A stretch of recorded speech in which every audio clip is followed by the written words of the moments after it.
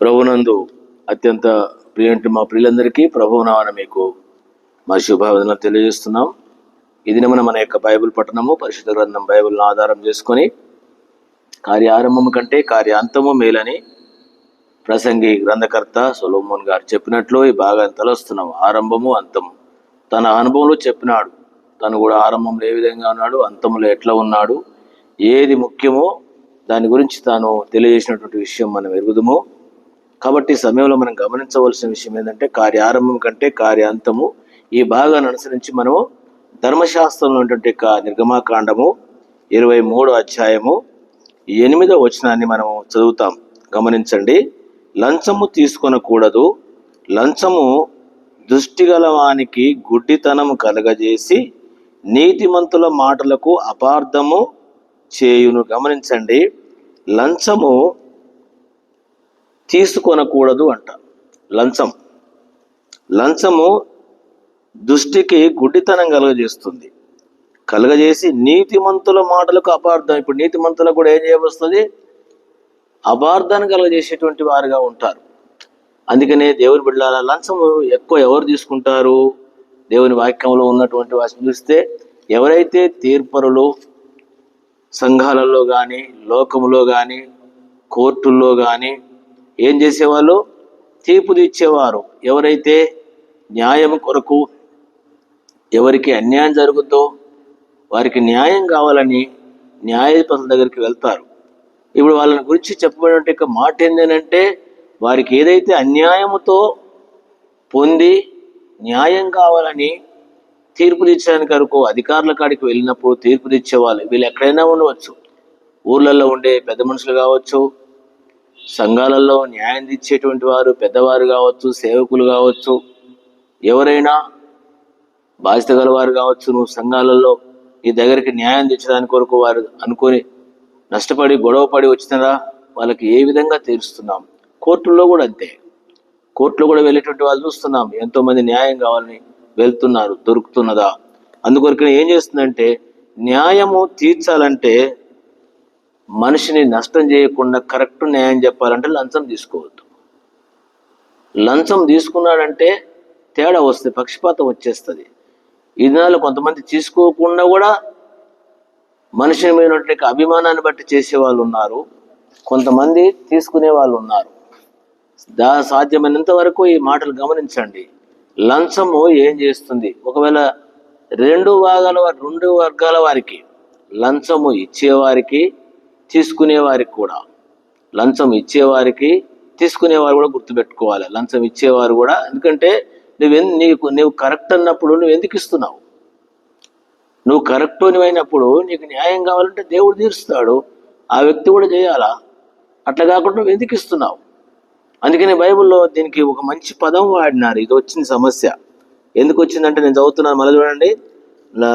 అదే నిర్గమాకాండము 23:8వ వచనంలో ఏమంటాడంటే, గిఫ్ట్ అని రాయబడింది. ఇది ఒక పెద్ద విషయం, మనం తలంచాల. ఇది అందరూ ఉపయోగించుకుంటాం. ఏదో మేము గిఫ్ట్ ఇస్తున్నాం అంటాడు. And thou shalt take no gift, for the gift blindeth the wise and proveth the words of the rightnesses. దయచేసి నేను ఏదో అట్లా చదువుతున్నాను, తప్పుగా అయినా గిఫ్ట్ అని రాయబడి ఉంది. ఏం చేస్తుంది గిఫ్ట్? మనకు అందుకని దీనికి ఏం పదం పెట్టినాము? లంచానికి ఇంగ్లీష్లో గిఫ్ట్ అని ఉంది. అందుకనే గిఫ్ట్ ఇచ్చినాం బ్రదర్ అంటున్నారు. నువ్వు గిఫ్ట్ ఎట్లిచ్చినావు? ఒకవేళ మంచి స్వభావంతో ఇస్తే గిఫ్ట్ అవుతుంది. కానీ పక్షపాత ద్వారంతో నీ వైపు న్యాయాన్ని, నీకున్న అన్యాయాన్ని న్యాయంగా మార్చుకోవడానికి ఇస్తే గొప్ప నష్టానికి వెళ్తావు. నేను చదువుతాను కొన్ని వచనాలను మీకు మాత్రం అటు చూపిస్తాను. దీన్ని ఎక్కువ వివరించడం కాదు, కానీ అందరికీ ఇది అవగాహన ఉన్నటువంటి మాటే కాబట్టి గమనించండి. దీన్ని అనుసరించి దేవుని వాక్యంలో ఈ విధంగా ఉంది. మనం చదువుకుంది 23:8 ప్రకారము లంచం తీసుకొనకూడదు. లంచము దృష్టి గలవానికి గుడ్డితనం. దృష్టి గలవానికి అంటే దృష్టి ఉన్నోని కూడా ఏం చేస్తుందంటే గుడ్డితనం. దేనికి గుడ్డితనము? ఆత్మీయ జీవితానికి, ఈ కంటికి కాదు. గుడ్డితనం కలగజేసి నీతిమంతుల మాటను చేస్తుంది, అపార్థం చేసి చూసినారా? నీతిమంతుల యొక్క మాటలు మనం చాలాసార్లు కొంతమంది వాళ్ళంతా చెప్పినా కూడా వాళ్ళ మాట అపార్థంగా చేసుకుంటాం. ఇట్లాంటి వాళ్ళు ఉంటే జాగ్రత్త జాగ్రత్త. ద్వితీయోపదేశకాండము 10వ అధ్యాయము 17వ వచనంలో, ఏలయనగా నీ దేవుడైన యెహోవా పరమదేవుడును పరమ ప్రభునై ఉన్నాడు. ఆయనే మహాదేవుడు, పరాక్రమంతుడు, భయంకరమైన దేవుడు. ఆయన నరుల ముఖము లక్ష్యపెట్టువాడు కాడు, లంచము పుచ్చుకొనువాడు కాదంట. ఎవరు? మన దేవుడు. నువ్వు దేవుని బిడ్డవేనా? మన దేవుడు అన్నాడు. ఆయన నీ దేవుడేనా? నీ దేవుడైతే, నువ్వు ఆయన బిడ్డవైతే ఆయనలాగా నీవు కూడా ఏం చేయాలా? లంచం తీసుకోవద్దు. ఆయన లంచం పుచ్చుకునేవాడు కాదు. ఆయన న్యాయవంతుడు, నీతిమంతుడు. దేవుడు అంటే ఎవరు అనుకుంటున్నావు? అందుకనే ద్వితీయోపదేశకాండం 16:19 అంటాడు, నీవు న్యాయము తప్పి తీర్పు తీర్చకూడదు, పక్షపాతము చేయకూడదు, లంచము పుచ్చుకొనకూడదు. ఏలైనగా లంచము జ్ఞానుల కన్నులకు గుడ్డితనము కలగజేయును, నీతిమంతుల మాటకు అపార్థము పుట్టిస్తుంది. గమనించండి, నీతిమంతుల మాట ఏం చేస్తుంది? ఈ దినాలు ఎక్కడ చూసినా ఏమి ఎక్కువైపోయినాయి? లంచాలు ఎక్కువైపోయినాయి. ఇంకా ఏమేమి ఉన్నాయో చూడండి. వచనాలే చూపిస్తున్నా నేను ఇవన్నీ ఎత్తి. ద్వితీయోపదేశకాండము 27వ అధ్యాయము 25వ వచనం, నిర్దోషికి ప్రాణహాని చేయుటకు లంచము పుచ్చుకునివాడు శాపగ్రస్తుడని చెప్పగా ప్రజలందరూ ఆమేనన్నారు. ద్వితీయోపదేశకాండము అంటే రెండవసారి మోషే ద్వారా దేవుడు ఇశ్రాయేలుకు చెప్తూ వచ్చినాడు, నిర్దోషికి ప్రాణహాని చేయడానికి లంచం పుచ్చుకున్నవాడు ఎవడట? శాపగ్రస్తుడు. ఈ శాపగ్రస్తులు దేవుని రాజ్యానికి వెళ్ళరు. ప్రకటన గ్రంథంలో రాయబడ్డట్టు శాపగ్రస్తులు అక్కడికి వెళ్ళరు. అది ఇక్కడ శాపం ఉండేది కాదు. శాపగ్రస్తులకి ఆ దేశంలో స్థానం లేదు. ఈ లంచము పుచ్చుకునేటువంటి వారు కానీ ఇచ్చేవారు కానీ శాపగ్రస్తులని ఎరగవలసిన వారుగా ఉంటున్నారు. మొదటి సమూయేలు గ్రంథము 8వ అధ్యాయము 3వ వచనంలో ఇక్కడ సమూయేలు గారి యొక్క కుమారుల గురించి మాట్లాడుతున్నమాట. వీరు బెయేర్షెబాలో న్యాయాధిపతులుగా ఉన్నారంట. ఎవరండి? ఇక్కడ న్యాయాధిపతులు ఏం చేయాలా? మొదటి సమూయేలు గ్రంథము 8వ అధ్యాయంలో వారు న్యాయాధిపతులుగా ఉన్నటువంటి వాళ్ళు ఏం చేస్తా ఉన్నారో గమనించండి. ఈ రోజుల్లో మనం కూడా ఆ సంఘాలలో ఉంటున్నటువంటి మనము ఏమి చేస్తున్నామో, ఎట్లా చేస్తూ ఉన్నామో మనం ఎరగవలసిన వారంగా ఉంటున్నాము. 8వ అధ్యాయము 8:3 వచనము, మొదటి నుంచి ఏమంటాడు? సమూయేలు వృద్ధుడైనప్పుడు తన కుమారులను ఇశ్రాయేలు మీద న్యాయాధిపతులుగా నియమించాడు. సమూయేలు గారి కాలంలో సమూయేలు ఎంత నీతిమంతుడు, ఎంత యథార్థవంతుడు. అట్లాంటి కడుపులో ఎట్లాంటి వాళ్ళు పుట్టినారు. ఈ రోజుల్లో సంఘాలలో హెబ్రోను యొక్క సహవాసములో ఎలాంటి వాళ్ళంగా ఉంటున్నాం? ఎంత సత్యమైనటువంటి సంఘములో ఉన్నాం, ఎంత యథార్థమైన సంఘములో ఉన్నాము, నీతివంతమైన సంఘములో ఉన్నాము, న్యాయవంతమైన సంఘములో ఉన్నాం, దైవ దర్శనం కలిగిన సంఘములో ఉన్నాం. లంచము కాదు, ఎవరిని డబ్బు ఆశించని సంఘములో ఉంటున్నాం. మనం ఎవరిని చేయి జాపని సంఘంలో ఉంటున్నాం. ఎందుకంటే దైవజనుడు భక్సింగ్ గారు ఎవరికి చేయి జాపడంగా దేవుని మీద ఆధారపడ్డటువంటి యొక్క సంఘంలో ఉంటున్నాం. మనం ఏ విధంగా ఉన్నాం? అందుకనే ఇక్కడ సమూయేలు గారి గురించి రాయబడింది. సమూయేలు వృద్ధుడైనప్పుడు తన కుమారుల మీద న్యాయాధిపతి నియమించాడు. అతని జ్యేష్ఠ కుమారుని పేరు సరేల పేరు ఇది ఉంది. 3వ వచనం, వీరు బెయేర్షెబాలో న్యాయాధిపతులుగా ఉండ్రి, అతని కుమారులు అతని ప్రవర్తన అనుసరింపక ధనాపేక్షలై లంచం పుచ్చుకొని న్యాయము త్రిప్పివేయగా. ఇశ్రాయేలు అందరూ కూడా ఆడికొచ్చారు. ఇప్పుడు సమూయేలు వద్దకు వచ్చారు. చూడయ్యా, నీ పిల్లలు ఈ రోజుల్లో మన గురించి ఏమంటున్నారు, ప్రజలు ఏమనుకుంటున్నారు, వింటున్నామా ఈ మాటలు? అందుకనే సమూయేలు యొక్క జీవితాన్ని చూస్తే ఎంత యథార్థవంతుడిగా ఉన్నటువంటి విషయం. సమూయేలు గారి గురించి కూడా రాయబడినటువంటి విషయం 12వ అధ్యాయము 3వ వచనం, 12:3, మొదటి సమూయేలు గ్రంథము 12వ అధ్యాయము 3వ వచనంలో ఈ విధంగా సమూయేలు గారు అంటాడు, ఇదిగో నేను ఎవరిని ఎద్దునైనను తీసుకుంటున్నా, ఎవని గాధమునైనను పట్టుకుంటున్నా, ఎవరికైనా అన్యాయం చేస్తున్నా, ఎవరినైనా బాధ పెట్టినా, నాకు న్యాయం అగపడకుండా ఎవని ఎద్దునైనా లంచం పుచ్చుకుంటున్నా, అలాగూ చేసిన యెహోవా సన్నిధిని ఆయన అభిషేకించిన వాని ఎదుట వాడు నా మీద సాక్ష్యం పలకవలను. అప్పుడు నేను వాని మరలా సమూయేలు యొక్క సాక్ష్యం, ఈ రోజుల్లో దైవజనుడు భక్సింగ్ గారి యొక్క సాక్ష్యము, ఆయన బిడ్డలమై ఉండి ఆయన తర్వాత మనం సేవ చేసేటువంటి వారం, సంఘాలు నడిపించేటువంటి వారం, బాధ్యత గల వారం, న్యాయం తీర్చేటువంటి వారం ఏ విధంగా ఉంటున్నాం? ఎట్లాంటి సహవాసంలో ఉంటూ ఒక ఛాలెంజ్ విసిరినాడు, నేను ఎవరైతే తీసుకున్నానా అని చెప్పేసి. చెప్పగలవా మనం? ఇదే విషయానికి వస్తే ఇంకొక మాట కూడా నేను మీకు గుర్తు చేయాలని తలస్తూ ఉన్నాను. 2వ దినవృత్తాంతముల గ్రంథము 19వ అధ్యాయము, 2వ దినవృత్తాంతములు 19.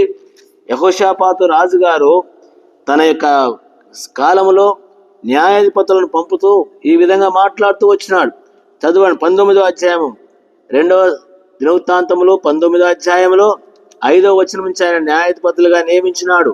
6వ వచనంలో యెహోవా నియమమును బట్టి గాని మనుషుల నియమమును బట్టి మీరు తీర్పు తీర్చవలసిన వారు కాదు, ఆయన మీతో కూడా నుండును గనుక మీరు తీర్పు తీర్చినప్పుడు బహు జాగ్రత్తగా తీర్చాలి. ఊరికనే సంఘాలలో ఎలాంటి తీర్పు తీరుస్తున్నావు?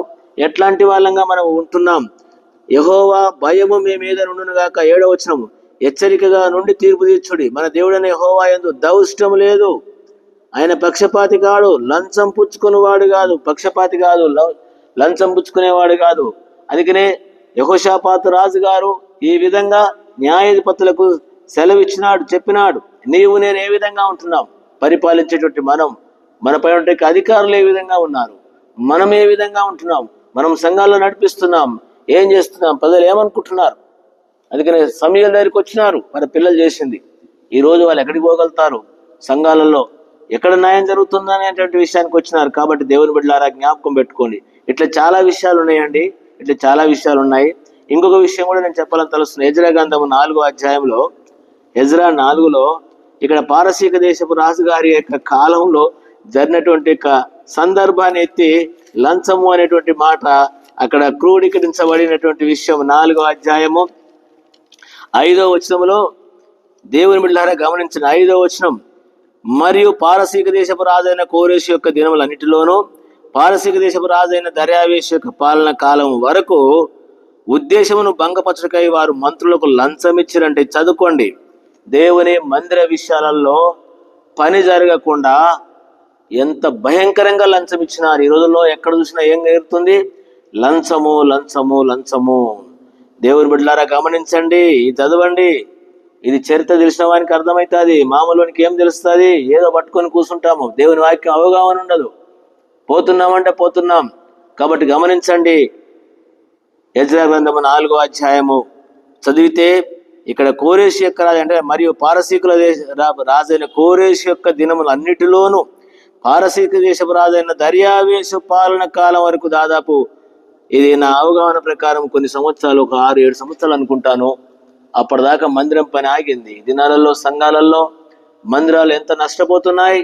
మందిరం పనులు ఆపేటువంటి వాళ్ళు ఉన్నారు, పరిచర్య ఆపేటువంటి వాళ్ళు ఉన్నారు, దేవుని సేవకు నష్టం కలిగించే వాళ్ళు ఉన్నారు, లంచాలు తీసుకొని న్యాయవంతంగా జరగకుండా విషయాలు ఉన్నటువంటి సందర్భం. ఇంకొక విషయం కూడా నేను చెప్పాలని తలుస్తున్నాను.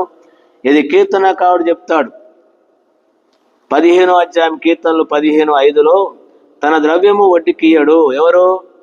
ఎవరండి వడ్డీకియ్యడు? కీర్తనల గ్రంథము 15వ అధ్యాయంలో ఎలాంటి వాని గురించి రాయబడిన మాట 15:15, యెహోవా నీ గుడారములో అతిథిగా ఉండదగిన వాడు ఎవడు? నీ పరిశుద్ధ పర్వతం మీద నివసింపదగిన వాడు యథార్థమైనటువంటి మనసు. 15వ అధ్యాయం చదవండి, చదువుకొని ఎవరంటే ఇట్లాంటి వాడు ఏం చేస్తాడంటే దేవుడు ఆ వ్యక్తి ఎటుంటాడంటే తన ద్రవ్యం వడ్డీకియ్యడట, నిరపరాధం చంపుటకు లంచము పుచ్చుకున్నాడు, ఈ ప్రకారం చేయవాడు ఎన్నడూ కదిలించబడాడు. దావీదు గారి యొక్క సాక్ష్యం, ఎన్నడూ కదిలించబడు వానికి. ఎందుకు? దేవుడు అతని పక్షంగా ఉంటాడు. దేవుడు న్యాయవంతుడు, లంచగొండు కాడు కాబట్టి ఇతడు కూడా అట్లా అతడికి ఉన్నాడు. అందుకనే గమనించవలసిన విషయం ఏంటంటే, కొంతమంది దుష్టుల గురించి రాయబడిన మాట కూడా ఇక్కడ మనం కనగొనగలం. ఇదే 26వ అధ్యాయం కీర్తనలు 26, 10వ వచనంలో అంటాడు. 10వ వచనంలో ఈ విధంగా రాయబడి ఉంది, వారి కుడి చేతిలో దుష్కార్యములు గలవంట. ఎవరి చేతిలో? ఇక్కడ దుష్టులు ఉన్నారు. 5వ వచనంలో దుష్టులు, ఇక్కడ పనికి మాలిన వారు, ఇక్కడ కొంతమంది ఉన్నారు. వాళ్ళ యొక్క విషయం వాళ్ళంటారు. 6వ వచనం, నిర్దోషణ చేతులు కడుక్కుంటాను. దావీదు యొక్క తీర్మానము ఆ దుష్టుల గురించి మాట్లాడుతున్న మాట, వాళ్ళు ఉండే విధానం. అందుకనే వారి చేతిలో దుష్కారములు గలవు, వారి కుడి చెయ్యి లంచముతో నిండి ఉందంట, నోట్లో యథార్థం లేదంటాడు. కాబట్టి గమనించండి దేవుని బిడ్డలారా, ఏ విధంగా ఉంటున్నాం? ఏ విధంగా ఉంటున్నాం? దీనికి సొలొమోను గారు కొన్ని విషయాలను గుర్తు చేసినాడు. సామెతల గ్రంథంలో ఈ భాగాలు ఎరిగేటువంటి మనము ఏ విధంగా ఉంటున్నామో మనము గమనించవలసిన వారముగా ఉంటున్నాం. సామెతల గ్రంథము 17వ అధ్యాయం, సామెతలు 17:8 వచనంలో ఈ విధంగా రాయబడి ఉంటుంది. 17:8, లంచము దుష్టికి మాణిక్యం వలె నుండును, అటివాడు ఏమి చేసినను దానిలో యుక్తిగా ప్రవర్తించదు. లంచం ఎటువంటిదంట? మాణిక్యంలాగా ఉంటుందంట. కదా, లంచం ఏం చేస్తుంది? మాణిక్యంలాగా ఉంటుంది. మాణిక్యాలు ఎట్లా ఉంటాయో ఆ విధంగా ఉంటుంది. కానీ తన యథార్థత ఏమైతే పోగొట్టుకుంటా ఉన్నాడు. కాబట్టి ఏ గుంపులో ఉంటున్నాం, ఏ విధంగా మనము జీవిస్తున్నామో మనము ఎరగవలసినటువంటి వారంగా ఉంటున్నాం. ఇదే సామెతల గ్రంథం 29వ అధ్యాయం చదివి వచ్చాలు మాత్రమే మీకు చూపిస్తూ ఉన్నాను. కాబట్టి మనం ఏ విధంగా ఉండాలనే విషయం 4వ వచనం, 4 సామెతలు 29:4, న్యాయము జరిగించుట వలన రాజు దేశమునకు క్షేమము కలగజేయను, లంచం పుచ్చుకునేవాడు దేశమును పాడు చేస్తాడంట. ఈ రోజుల్లో దేవుని రాజుకు ఉండవలసిన లక్షణం ఏంది? న్యాయం తెచ్చేటువంటి వాడు. రాజే లంచం తీసుకుంటే ఇంకా జరిగే విషయం ఏముందండి? ఇంకా ఏం జరుగుతాయి చెప్పండి? ఏం జరుగుతూ ఉంటాయి? ఇట్లా చాలా విషయాలు రాయబడ్డాయి. కాబట్టి న్యాయ విమర్శలు దుష్టులు లంచము తీసుకుంటే ఏమవుతుందంటే నష్టపోయేటువంటి వారుగా ఉంటారు. ఇంకా చాలా ఉన్నాయి. న్యాయ విధులకు చెరుపుటకాయ దుష్టుడట ఒడిలో లంచం పుచ్చుకుంటాడంట. సామెతలు 17:23 రాయబడి ఉంది. కాబట్టి ఇవన్నీ జ్ఞాపకం పెట్టుకుందాం. లంచము చాలా కష్టం కలుగజేస్తూ ఉంది. కాబట్టి దేవుని బిడ్డల జ్ఞాపకం పెట్టుకోండి.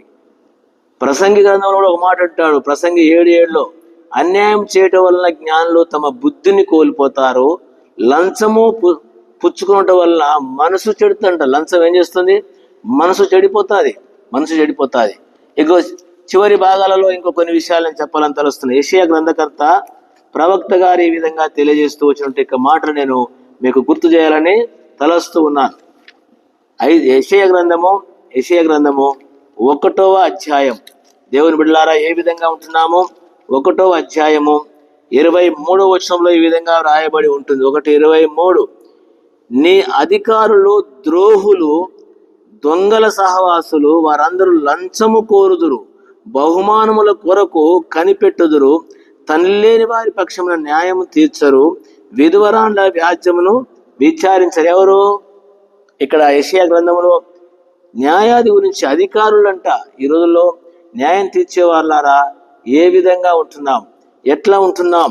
కాబట్టి గమనించి నీవు నేను ఏం తీరుస్తున్నాము, ఏం చేస్తున్నాము. ఇది 5వ అధ్యాయము యెషయా గ్రంథము 5:23 కూడా ఈ విధంగా రాయబడి ఉంది. వారు లంచం పుచ్చుకొని దుష్టుడు నీతిమంతుడని తీర్పు తీర్చురు, నీతిమంతుల నీతిని దుర్నీతిగా కనబడజేయుదురు. ఎంత భయంకరం అండి! ఎంత భయంకర విషయాలు ఎట్లా చేస్తున్నాం మనం? ఎన్ని సంగతులు ఉన్నాయి ఇక్కడ. ఏం చదువుతున్నాం మనం? బైబిల్ చదువుతున్నాం. ఇదే 33వ అధ్యాయంలో 15వ వచనం అంటాడు. 33:15 గమనించండి. నీతిని అనుసరించి నడుచుకొనవచ్చు, యథార్థముగా మాట్లాడుచు, నిర్బంధం వల్ల వచ్చు లాభమును అపేక్షించుచు. గమనించండి, నిర్బంధన వలన వచ్చు లాభము ఉపేక్షించుచు, లంచము పుచ్చుకొనకుండా తన చేతులను ముడుచుకొని, అత్యయను మాట వినకుండా చెవులు మూసుకొని, చెడుతనము చూడకుండా కన్నులు మూసుకొనివాడు ఉన్నత స్థలమున నివసించును. ఈ మాటను దయచేసి మరలా జాగ్రత్తగా గమనించండి. ఎందుకంటే దేవుని యొక్క బిడ్డలారా నష్టపోవద్దండి.